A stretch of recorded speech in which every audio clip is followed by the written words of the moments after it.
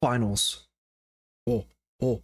I didn't mean to scare you there. Sorry. I know I shouldn't have said that word out loud. It's like Voldemort. But in all seriousness, finals are the one thing that ruin most of college students' experience. The whole college sheboing, the whole college experience, the lifestyle that college brings. And I want to talk about it today because my finals are in 2 weeks. And also in 2 weeks, I will no longer be a college freshman. I will be leveling up to a sophomore. And I know you're going to be thinking, dude, another college video? Wow.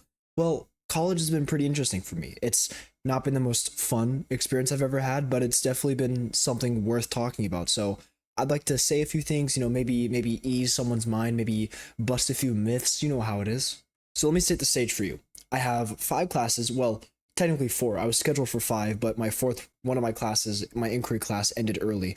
It took place every week on a Tuesday, and it just stopped. It stopped roughly a month and a half ago, which was great. I really enjoyed that. But in reality, I have 4 classes left. 3 of those have a final. One of those finals is just called a last test. It's going to be scheduled and formatted like every other test for my political science. It's just a normal test. My teacher calls it the last test, but it's a final. So I have 2 finals that I really need to worry about, but one of those finals is open note, open book. It's online. I can take it whenever I want during the day, so I don't really need to worry about that one.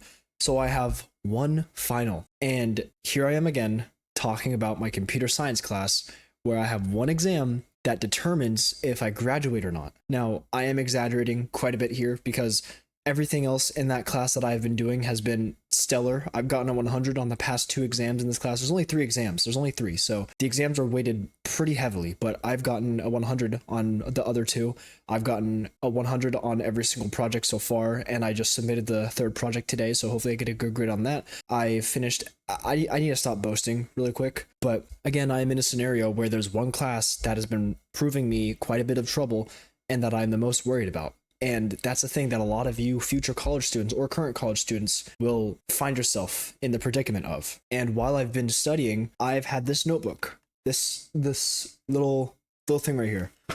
I've filled up 3/4 of this notebook, this pretty sizable notebook if you ask me. I filled up 3/4 of this thing already, and I've just been studying the 3rd exam for computer science for a day. I've written that many notes. And that's what you'll find with college. You're going to be studying a lot more, but that's the only harder part than high school, I guess. The tests are harder, and the actual effort you need to put in to get a good grade on those tests is more challenging. Everything else is easier than high school, right? The teachers don't care, and I'll get into that in a second because that's a big part of why I enjoy college so much over high school. I don't particularly enjoy college that much, but in retrospect, that one aspect of college just makes it so much more enjoyable than high school. So you will notice in high school, everything is very institutionalized. Everything is very structured. Everything has a time, a place. Everything has a specific vibe that it gives off, if you know what I'm talking about. Everything is where it needs to be, when it needs to be. In college, that is kind of the case. You're going to walk in your scheduled class. You're going to set up all these different meetings, maybe join a club or 2, have your own routine. But if you need to, if you don't feel well, like let's say last week, right? It was Thursday afternoon, 2:15 p.m.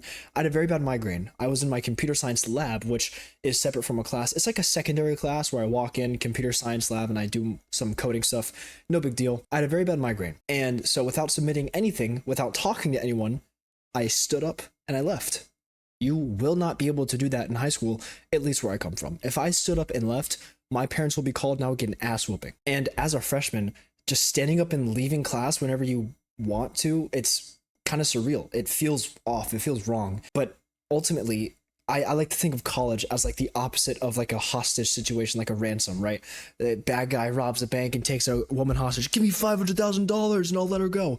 No. Your parents and you give the college $500,000 for you to stay there. And if you don't pay them, they don't want you anymore. So it's like a reverse hostage scenario. It's interesting. It's kind of wild. And everyone's going to say it takes a while to adjust. I mean, of course, that depends on the person, but it doesn't take a while to adjust. It takes a week or 2. And if that's a while to you, then...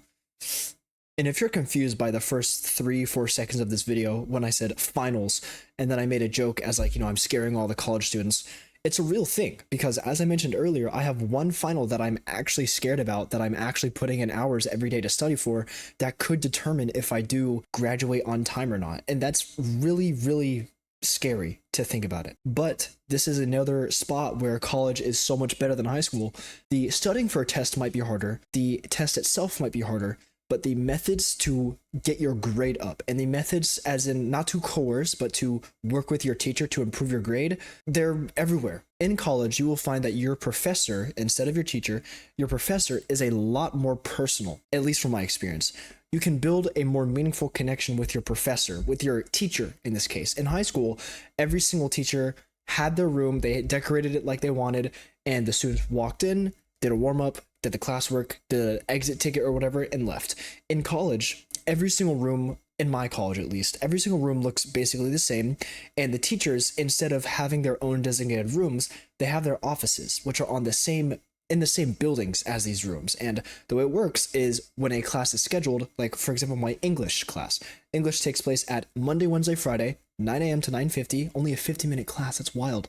But my English teacher, very nice woman, she has her office on the same hallway as the classroom that she uses, and she uses different classrooms for each class. So she walks in right before class is about to start, 8:55, 8:57, give or take. She sets up her stuff on the desk, plugs her phone in, plugs her laptop into the projector, and class has started. And then she leaves the room with the students. Now, saying it here after this entire year of college experience under my belt, it's not too surreal now, but I can remember it definitely was pretty wild then, leaving with your teacher. Because back in every single other year of school that I can remember, I used to think that the teachers lived in their schoolrooms. I think that's a universal childlike immature thought to have, is that teachers lived at the school. But no, it's wild. Ultimately, it's wild. And I can say one thing, I don't mean to brag, but my grades have never been better than they are right now. I have a 3.8 GPA, and I'm going to be honest, I don't remember really trying that much in any year of school of my life except for this one.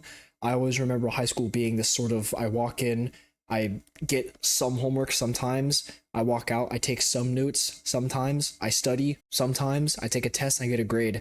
And I can remember some classes that I just did horrible in. I did horrible in world history, I did horrible in APUSH, I did horrible in AP Lang, although I got a 5 on the final exam. I don't mean to brag, but high school versus college is a very interesting comparison to make. And I'm doing it multiple times on this channel because I enjoy talking about it, and I hope that at least one person in my audience finds this helpful. So I don't know how often I will be recording and uploading videos, as in, finals are around the corner, but finals being here is like a double-sided blade, right? And both sides are pretty sharp. One, finals, right? I need to study for those. But two, my classes end this week. Like after next Tuesday or next Thursday, I don't have a class to attend to. I'll have a week and a half where it's just me in my room studying. And I know those who see this video, who I know in real life, know I cannot come home because I need to study. All right, I'm not going to spend money on gas again. But that's another absolutely wild thing that college has that high school doesn't. You will find yourself in your dorm room with no class to attend to, but you have a final. And also, college is weird in the aspect that you can have night classes. That's such a weird thought for me to have. I don't like night classes. I like waking up in the morning, groggy, needing caffeine, taking a sip of water, splashing water on my face to wake up. I go to class, I get it over with, done. I don't enjoy the thought of sleeping in and then waking up to take night classes. Now, if you know me a little bit more personal than I'd like, you would know that I'm a night owl. I love staying up past midnight. I love, waking up late and all that stuff. So you might think, well, why aren't you taking night classes? That's because I do everything at night. I go to the gym at night, I eat at night, I play video games at night, I do homework at night, I study at night. I think the moon is my best friend. I don't like the sun. The sun and I were oppositions. And unfortunately, my most important final is scheduled for May 8th at 5 to 7 p.m. And I have a friend, a buddy of mine, who has a scripting and automation final that takes place May 9th at 8 to 10 p.m. That's wild. That's insane. So it'll be interesting to work through. I'll work on uploading a little bit more. I'm trying to push out at least 3 to 5 videos a week. I'm trying to be a little bit more consistent. Summer's right around the corner, so hopefully I'll be able to record quite a bit more when summer starts. But for now, stay safe.